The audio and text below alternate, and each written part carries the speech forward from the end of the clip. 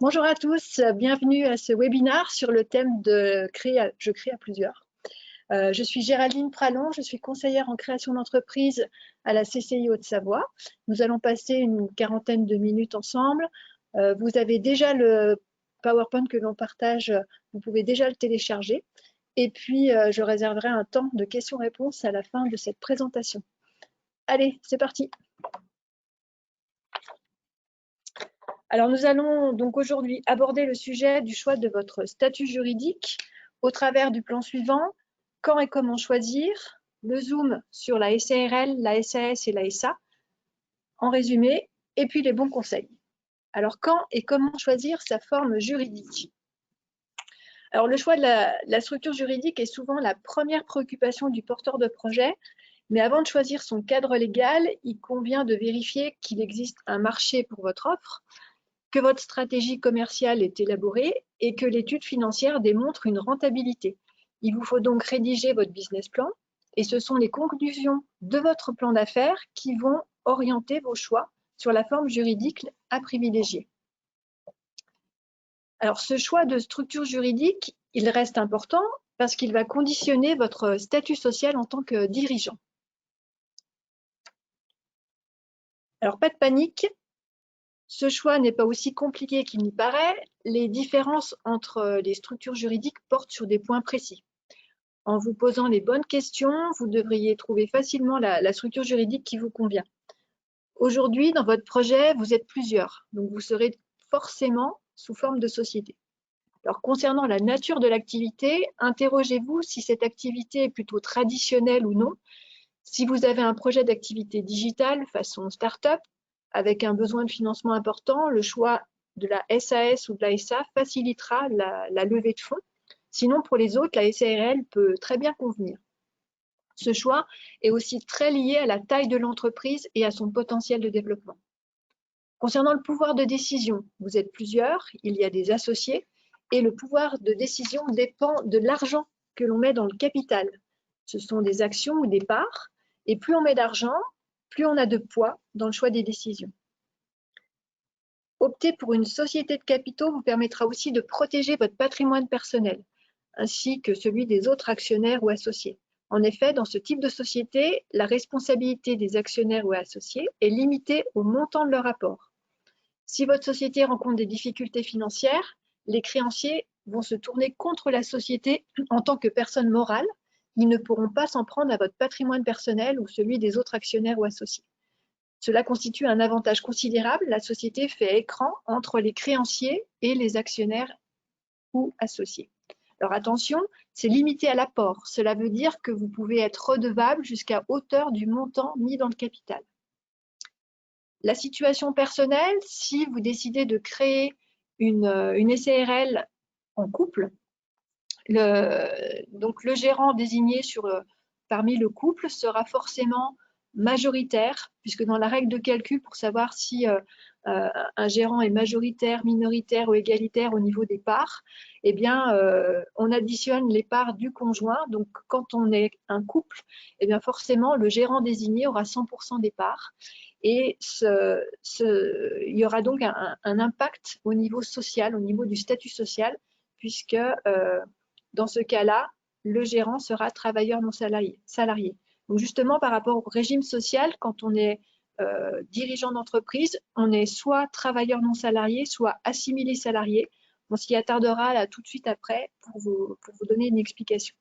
Au niveau fiscal, de droit, toutes les sociétés sont à l'impôt sur les sociétés, mais il est possible d'opter pour l'impôt sur le revenu sous certaines conditions. Là aussi, on y reviendra tout à l'heure. Alors, il n'y a pas de structure juridique idéale, il faut trouver chaussure à son pied. Et vous le voyez, à travers l'ensemble de ces questionnements, il faut prendre en compte les caractéristiques propres de votre projet, mais également vos données personnelles. Alors, en créant une société, vous allez donner naissance à une nouvelle personne, c'est ce qu'on appelle une personne morale. Elle est distincte de vous juridiquement. Par conséquent, votre entreprise disposera de son propre patrimoine. Parmi les associés, les actionnaires, la nomination d'un représentant légal est obligatoire. Les autres associés actionnaires seront, eux, salariés ou non salariés de l'entreprise. Aussi, pour toute société, il sera nécessaire de rédiger des statuts qui établissent les règles de fonctionnement fixées par le Code du commerce. Le droit de vote des associés ou actionnaires est proportionnel au nombre de parts sociales ou d'actions qu'ils détiennent dans le capital. Les bénéfices de la société sont imposés de droit à l'impôt sur les sociétés.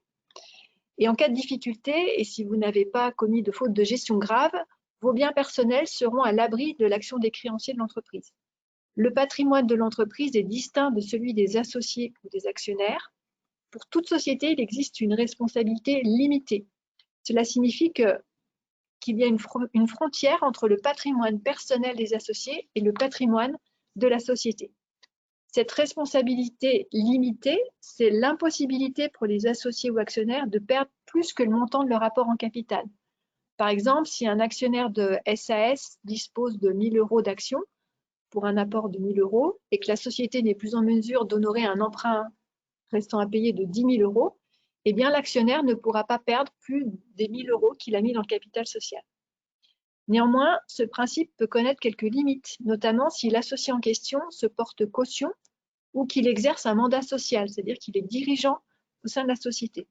En effet, le dirigeant d'une société, en tant que personne physique, est responsable à l'égard de la société et il est responsable à l'égard des créanciers pour les fautes de gestion qu'il pourrait commettre et d'autres fautes causant un préjudice à la société comme une concurrence déloyale, un dénigrement des produits, une violation des statuts ou de la loi. Donc sa responsabilité civile et ou pénale et ou fiscale peut donc être engagée. Le dirigeant d'entreprise endosse toutes les responsabilités. L'autre point commun pour toutes les sociétés, c'est la façon de payer l'impôt. Donc on l'a déjà abordé tout à l'heure, les bénéfices de l'entreprise sont soumis à l'impôt sur les sociétés. Pour les SARL de famille, c'est une exception, c'est l'impôt sur le revenu qui est de droit. Alors qu'est-ce qu'une SARL de famille? C'est une SARL qui est composée d'associés qui sont membres d'une même famille, enfants, parents, grands-parents, frères, sœurs ou les conjoints, ou même les partenaires qui sont pacsés. Donc à l'exclusion des activités libérales, toute activité commerciale, artisanale, agricole ou industrielle peut être exercée en SARL de famille. Donc en SARL de famille, l'option pour l'impôt sur le revenu est sans limitation de durée. Et à un moment donné, si elle le souhaite, elle pourra choisir l'impôt sur les sociétés, mais à ce moment-là, le choix sera irrévocable. Pour les SARL autres que SARL de famille, les SAS ou les SA, l'option possible pour l'impôt sur le revenu est également réalisable pour 5 ans maximum, sous réserve de respecter certaines conditions prévues par la loi. C'est-à-dire que l'option pour l'impôt sur le revenu nécessite l'accord de tous les associés et il faut formuler la demande au service des impôts et que ça soit réalisé dans les 3 premiers mois du premier exercice. Alors l'intérêt de cette option réside notamment dans le fait que les associés ou actionnaires de ces sociétés pourront faire remonter les pertes dans leur imposition. Vous serez au régime réel d'imposition. Alors qu'est-ce que le régime réel? C'est la méthode de calcul du résultat imposable qui consiste à déduire les charges réelles des recettes afin que l'assiette de l'impôt reflète le plus fidèlement possible les gains de l'entreprise. Alors on parle de réel simplifié, c'est une comptabilité simplifiée, quand le chiffre d'affaires de l'entreprise est compris entre 176 200 € et 818 000 € dans les cas d'achat-revente de marchandises, ou dans les cas de prestation de services, on sera sur des seuils de chiffre d'affaires compris entre 72 500 € et 247 000 €. On parlera de réel normal, donc là c'est une comptabilité beaucoup plus complexe, élargie. Si le chiffre d'affaires est supérieur à 818 000 € pour des activités d'achat-revente et 247 000 € pour des activités de prestation de services. Dans l'imposition, le taux appliqué sur le bénéfice varie en fonction du montant du bénéfice réalisé. Alors pour les exercices sur cette année 2020, du 1er janvier au 31 décembre, il y a un taux réduit de 15% qui est appliqué sur les premiers 38 120 € de bénéfice, si le capital est entièrement libéré, si le chiffre d'affaires est inférieur à 7,63 millions d'euros et que le capital détenu de manière continue est détenu pour 75% au moins par des personnes physiques. Sur les bénéfices qui sont supérieurs à 38 120 €, on appliquera le taux normal qui est de 28%. Concernant la rémunération du dirigeant, elle est soumise à l'impôt sur le revenu. En effet, en société, la rémunération du dirigeant est considérée comme une charge et elle se déduit du chiffre d'affaires. Concernant les charges sociales du dirigeant, alors c'est le choix de la structure juridique qui impose le statut social du dirigeant. Donc le dirigeant, il est soit travailleur non salarié, soit assimilé salarié. Les cotisations sociales, c'est quoi? Ce sont les allocations familiales, la retraite, la maladie, les indemnités journalières, l'invalidité d'essai, la formation professionnelle, et puis la CSG et la CRDS. Cela vous permet d'avoir une couverture sociale et c'est obligatoire. Cette protection sociale, elle a un coût, bien sûr, et ce coût est différent selon le régime auquel on appartient. Vous serez travailleur non salarié si vous êtes gérant majoritaire d'une SARL. Donc majoritaire, ça veut dire que l'on détient plus de 50% des parts. Alors attention, je vous rappelle que si on est conjoint marié, on additionne les parts et que le gérant désigné dans le couple, il sera forcément travailleur non salarié. Mais la règle est valable aussi si on est plusieurs associés, par exemple 3 associés, que l'on décide d'être co-gérants tous les 3, eh bien tous les 3 seront également travailleurs non salariés puisqu'on va additionner les parts de chacun. Les cotisations sociales, elles représentent environ 45% de votre rémunération. La base de calcul de ces cotisations, c'est le PASS, le plafond annuel de la sécurité sociale. Et en 2020, ce plafond, il est de 41 160 €. Alors, même si vous ne vous versez pas de rémunération, quand vous êtes travailleur non salarié, il y a un minimum à payer. Et ce montant minimum, il est d'environ 1 000 € par an. Vous payez tout ce qui est maladie, invalidité, retraite de base et formation professionnelle. Le reste des cotisations, retraite complémentaire, CSG, CRDS et allocations familiales, elles ne sont pas prises en compte puisqu'elles sont proportionnelles au revenu. Or, dans le cas que l'on cite, le revenu est égal à 0. À savoir également que lorsque l'on est travailleur non salarié, une partie des dividendes que l'on perçoit peut être assujettie aux cotisations sociales. En effet, le gérant majoritaire doit intégrer dans la base de calcul de ses cotisations sociales la partie de ses dividendes qui sont supérieures à 10% du capital social.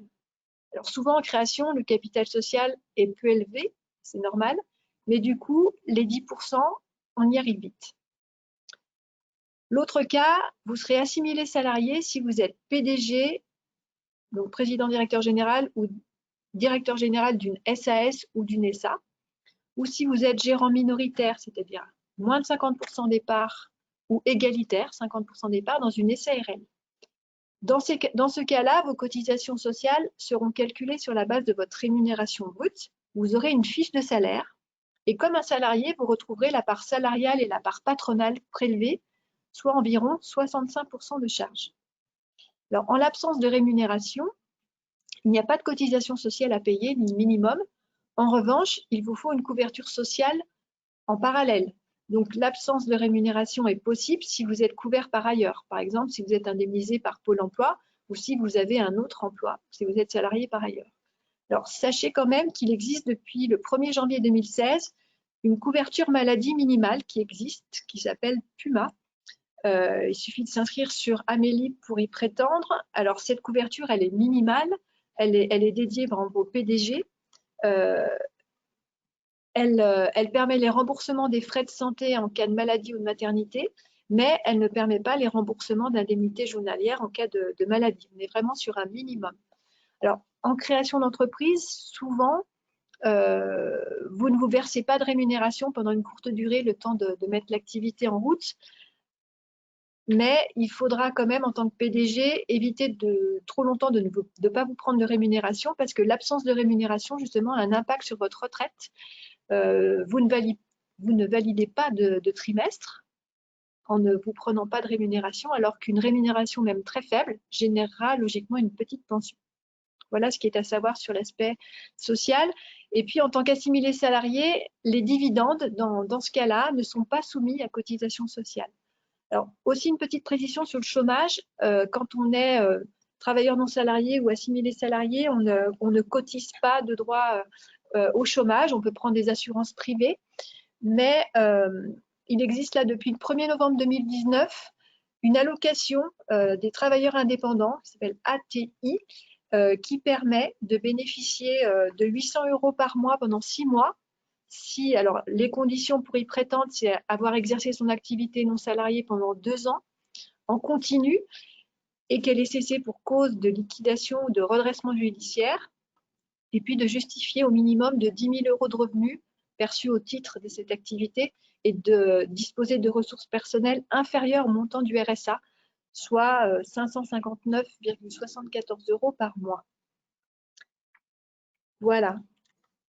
Alors aujourd'hui, vous souhaitez créer une entreprise avec d'autres personnes, vous n'avez pas d'autre choix que de créer une société pluripersonnelle. Alors il en existe plusieurs formes. Vous avez dû voir sur Internet la SARL, la SAS, la SA, la SNC, la société en nom collectif, la SCA, la société en commandite par action, la société en commandite simple ou les sociétés civiles. Ici, ce matin, nous nous concentrerons sur les sociétés pluripersonnelles les plus rencontrées en pratique, à savoir la société à responsabilité limitée, la SARL, la société par action simplifiée, la SAS, et la société anonyme, l'ASA. La SARL, donc Société à responsabilité limitée, c'est un statut juridique qui est adopté par beaucoup d'entrepreneurs en France. Il faut au minimum 2 associés et au maximum 100. La plupart des activités peuvent être exercées sous ce statut, sauf des activités d'assurance, débit de tabac ou épargne. Et la durée de vie de ce type de société est de 99 ans maximum. Les associés peuvent être des personnes physiques ou morales. Ces associés n'ont pas la qualité de commerçants, c'est-à-dire qu'ils seront salariés ou non salariés de la société. Et la responsabilité des associés est limitée au montant de leur apport. Le montant du capital est librement fixé dans les statuts et divisé en parts sociales. Il peut être constitué d'apports en numéraire, c'est-à-dire versement d'une somme d'argent, d'un apport en nature, du matériel, ou d'apport en industrie. Ce sont des connaissances, savoir-faire, brevets, voilà, c'est également possible. Concernant les apports en nature, un commissaire aux apports devra être nommé si ces apports en nature sont supérieurs à 30 000 € et s'ils représentent plus de 50% du capital social. Il faut préciser aussi qu'au minimum 20% de ce capital en numéraire doit être libéré à la création de l'entreprise. Ça signifie que les associés ont effectivement versé cette somme sur le compte bancaire de la société. Les statuts de la SARL doivent être établis par écrit, par acte sous seing privé ou par acte notarié. Ils sont obligatoires et ils permettent d'organiser le fonctionnement de la société. Le contenu des statuts est fortement encadré par la loi, ce qui laisse peu de marge de manœuvre aux associés pour organiser librement le fonctionnement de la société. Les associés prennent des décisions en assemblée, ordinaire ou extraordinaire, en fonction de leur nature. Ils disposent d'un droit de vote par rapport aux parts sociales qu'ils possèdent, et ce principe ne peut pas être modifié. Les statuts peuvent prévoir que certaines décisions soient prises par consultation écrite des associés. En revanche, l'assemblée d'approbation des comptes annuels, elle doit avoir lieu physiquement. Un dirigeant d'une SARL s'appelle un gérant. Donc, selon le nombre de parts qu'il possède, on l'a vu tout à l'heure, plus de 50%, c'est un gérant majoritaire, 50% c'est égalitaire, minoritaire, c'est moins de 50%.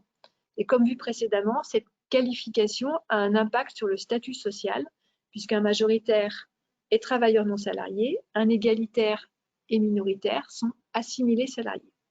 Il peut y avoir plusieurs gérants, c'est ce qu'on appelle la cogérance, et à ce moment-là, tous les gérants seront travailleurs non salariés pour leur statut social. La fiscalité des bénéfices en SARL, on l'a vu aussi tout à l'heure, les bénéfices réalisés par une SARL sont par défaut imposables à l'impôt sur les sociétés. Toutefois, on peut opter pour l'impôt sur le revenu pendant 5 ans maximum. Et puis, il y a la SARL de famille qui, elle, de droit, peut choisir l'impôt sur le revenu si elle le souhaite, sans limitation de durée. Le dirigeant, lui, sa rémunération sera soumise à l'impôt sur le revenu. Alors, en petite conclusion sur la SARL, bien que les dernières réformes sur l'assujettissement aux charges sociales des dividendes ont un peu réduit l'attrait de cette forme de société, la SARL reste quand même une option qui convient à une grande partie des projets, notamment les projets traditionnels ou les projets dans lesquels les dirigeants se rémunèrent. Et puis, l'avantage de la rigidité de fonctionnement de la SARL, c'est aussi la maîtrise de ce fonctionnement. Le fait qu'il y ait des règles, ça permet une certaine maîtrise. En SAS, alors en SAS, il faut être au moins 2 actionnaires. Il n'y a pas de plafond prévu par la loi. Le montant du capital social de la SAS est librement fixé par les statuts.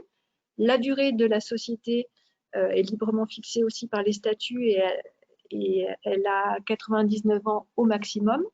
Et puis, comme en SARL, tous les types d'apports sont possibles. Voilà, apport en numéraire, apport en nature, apport en industrie. Même logique par rapport au commissaire aux apports. Le capital, il doit être libéré. Au moins 50% des apports en numéraire doivent être libérés à la création et le surplus dans les 5 ans. Et puis l'apport en nature est bien entendu libéré intégralement à la constitution de l'entreprise. Les statuts de SAS fixent librement les conditions de la direction de la société. Il existe néanmoins une obligation prévue par la loi.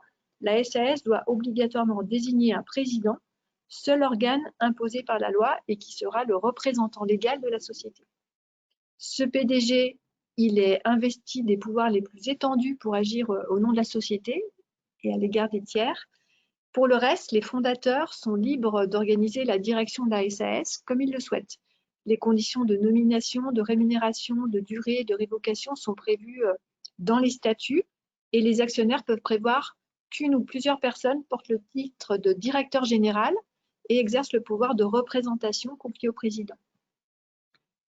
Enfin, il convient d'aborder les décisions collectives dans une SAS. Donc, encore une fois, la plupart des règles concernant les assemblées générales sont librement fixées dans les statuts. Néanmoins, il est obligatoire de prendre collectivement les décisions relatives aux modifications du capital, aux fusions, aux scissions, etc.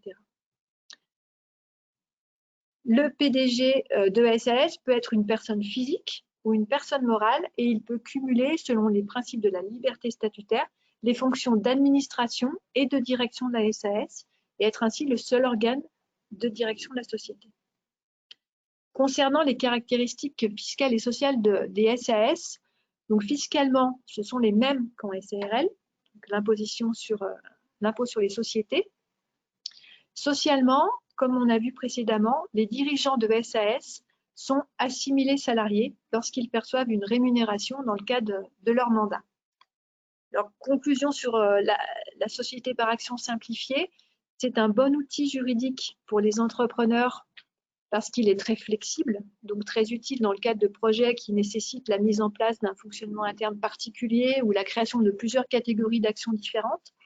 C'est également une forme juridique de plus en plus adoptée dans les projets où le résultat doit sortir uniquement en dividendes afin d'éviter l'assujettissement aux charges sociales sur ces revenus. Par contre, la constitution d'une SAS n'est pas simple, notamment au niveau de la rédaction des statuts, et il est souvent préférable de se faire accompagner par un professionnel pour réaliser ces statuts. L'ASA, alors la société anonyme, je dois vous dire qu'en création, on en voit très peu. C'est une société, un type de société qui est un peu plus lourd dans la Constitution, puisque vous le voyez, il faut un montant minimum de capital social qui est de 37 000 €. Alors, vous pouvez être au minimum 2 associés pour des SA qui sont non cotés en bourse, ou 7 associés si la SA est cotée en bourse. C'est la seule forme de société parmi lesquelles on voit ce matin qui a la possibilité d'être cotée en bourse. Sinon, si on doit pointer les avantages, inconvénients de l'ASA, elle s'impose pour les grandes entreprises, voilà, dont les besoins en capitaux sont importants. Elle est considérée par les investisseurs comme un gage de sécurité et de crédibilité vis-à-vis des clients, des fournisseurs, des banques. Enfin, comme toute société, c'est une société à risque limité. La responsabilité des actionnaires est limitée au montant qu'ils engagent dans le capital social. L'inconvénient, c'est que c'est une structure qui est beaucoup trop lourde pour les petites et moyennes entreprises. La SARL ou la SAS correspondra mieux à leur situation. Et puis, la création d'une SA nécessite d'avoir un capital social au moins égal à 37 000 €. Ça peut être un frein. Et puis, il est obligatoire de nommer un commissaire aux comptes dès la constitution de l'entreprise, voilà, sans aucune condition de seuil de chiffre d'affaires. Encore une fois, en création, on en voit très peu. En résumé, Voilà, ce petit tableau, je ne le commande pas, c'est ce qu'on vient de voir. Ça permet de faire une petite synthèse de tout le discours très dense que je viens de vous faire. Alors, au final, au vu de notre expérience au sein de la Chambre de commerce, des différents porteurs de projets qu'on peut rencontrer, la plupart d'entre vous hésitent surtout entre la SAS et la SARL. Alors, quelles sont les grandes différences? D'abord, le statut social, nous l'avons détaillé tout à l'heure. En SAS, vous êtes assimilé salarié. Et puis en SARL, vous êtes travailleur non salarié ou assimilé salarié selon le nombre de parts que vous avez. Ensuite, le fonctionnement. La gestion d'une SARL est beaucoup plus rigide que celle d'une SAS. Les règles de fonctionnement d'une SARL, largement fixées dans le Code du commerce, laissent peu de marge de manœuvre aux associés pour s'organiser librement. Cet encadrement peut être un avantage parce qu'il confère un cadre sécuritaire aux associés, comme un inconvénient parce qu'il bride les associés dans la mise en place de leur organisation. A contrario, le fonctionnement de la SAS est peu encadré par la législation, ce qui laisse le soin aux actionnaires d'en définir le fonctionnement assez librement. Mais cet encadrement relativement souple peut être un avantage ou, le cas échéant, un inconvénient. Donc, il est difficile de plébisciter une de ces deux formes juridiques sur ce point-là. C'est ce qui explique aussi notamment pourquoi les SAS sont plutôt adaptés aux projets assez importants, intégrant des profils d'actionnaires différents, alors que la SARL convient bien aux projets réunissant 2 ou 3 associés ou aux activités plutôt traditionnelles. Quelle est la place du conjoint dans ces deux structures? Alors, en SARL, les gérants majoritaires de SARL ont la possibilité de faire entrer leur conjoint dans l'entreprise en qualité de conjoint collaborateur. Ce statut permet aux conjoints d'exercer une activité dans l'entreprise et de bénéficier d'une protection sociale complète. En contrepartie, l'entreprise supporte un coût très faible parce que le conjoint n'est pas rémunéré pour ses fonctions et les formalités sont également très simplifiées puisqu'il n'y a pas de contrat de travail, pas de fiche de paie. Les statuts de conjoint associé ou conjoint salarié peuvent quant à eux être utilisés en SARL et en SAS. En revanche, le statut de conjoint collaborateur est impossible en SAS.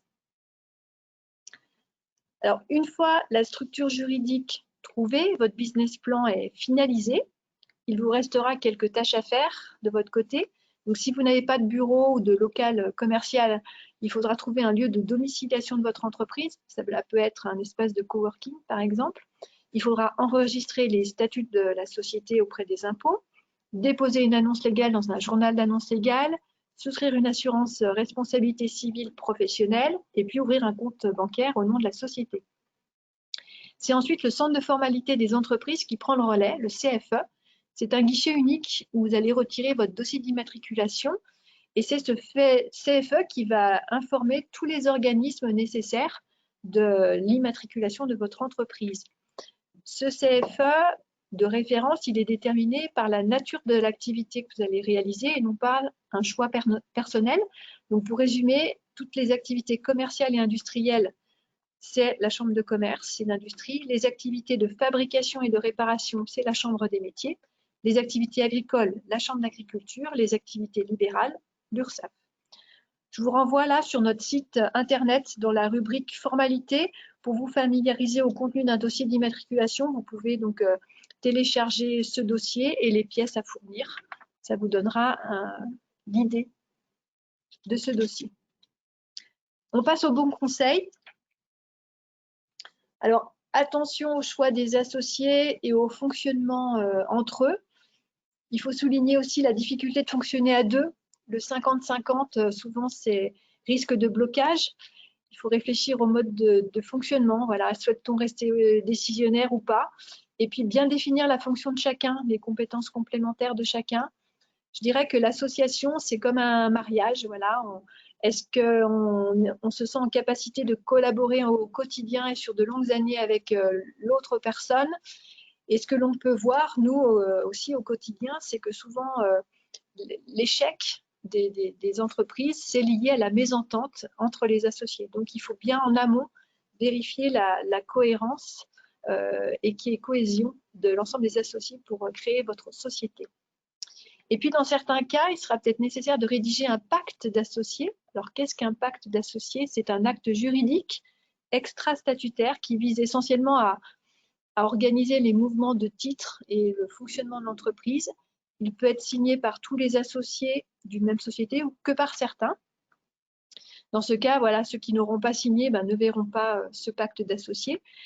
Et puis, il est préférable que ce pacte d'associés soit réalisé par un professionnel du droit. Alors, il y a de multiples clauses qui peuvent être intégrées dans ce pacte. On va en citer quelques-unes. La clause de préemption.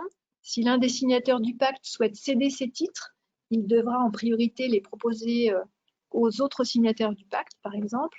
La clause d'agrément. L'accord des signataires du pacte doit être obtenu avant qu'un signataire ne puisse procéder à la cession de ses titres.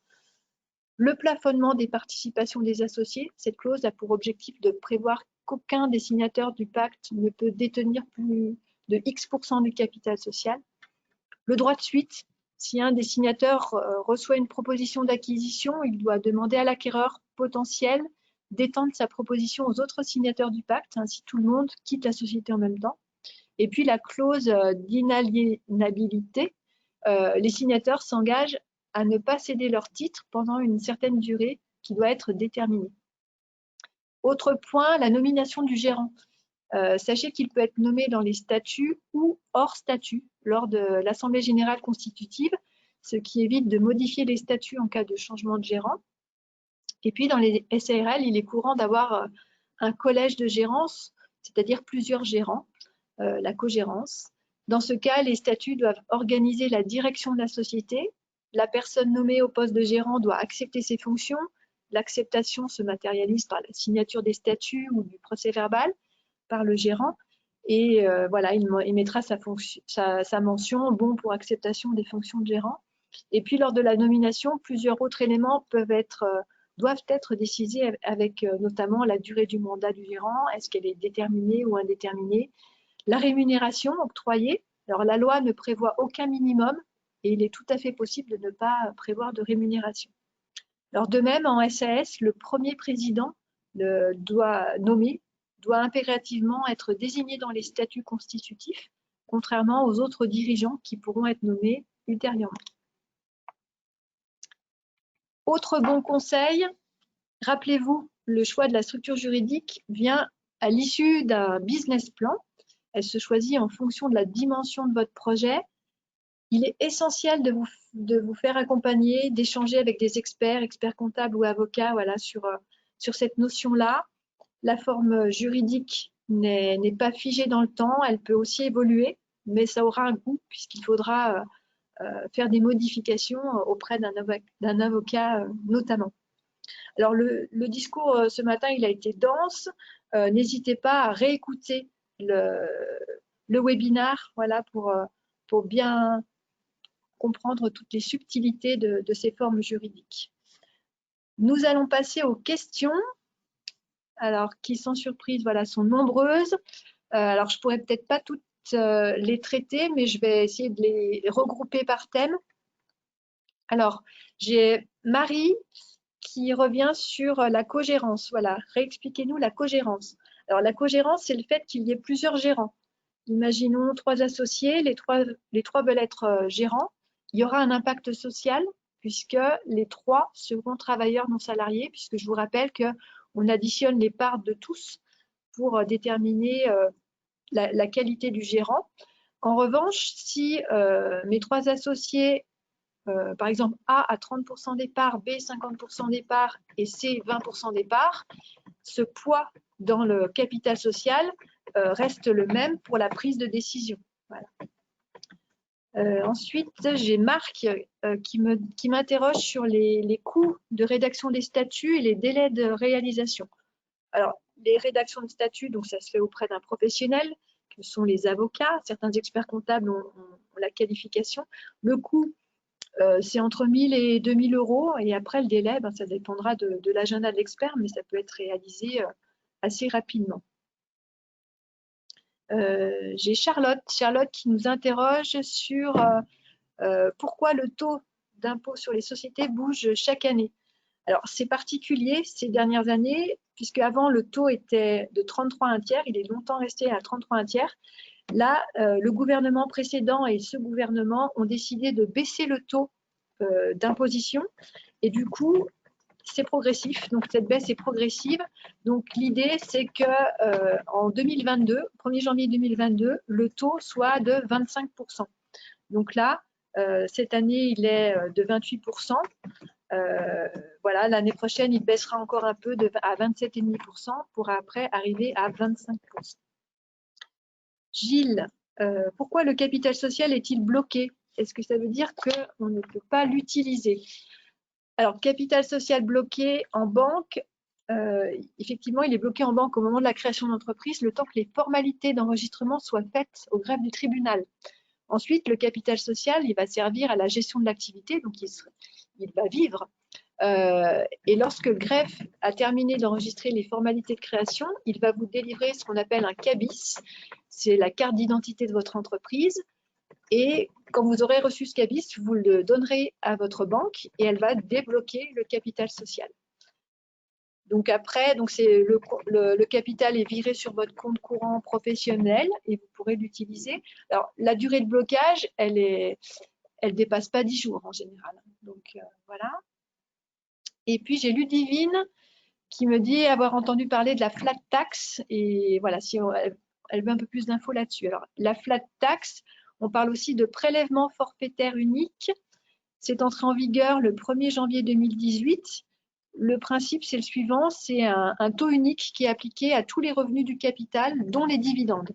Donc, les dividendes font l'objet d'un prélèvement forfaitaire unique qui est de 30% et il est composé de 12,8% au titre de l'impôt sur le revenu et 17,2% au titre des prélèvements sociaux. Voilà. Donc là, je regarde l'heure. Si je veux rester dans le timing, je vais devoir clôturer le temps des questions. Je vais donc passer à la suite.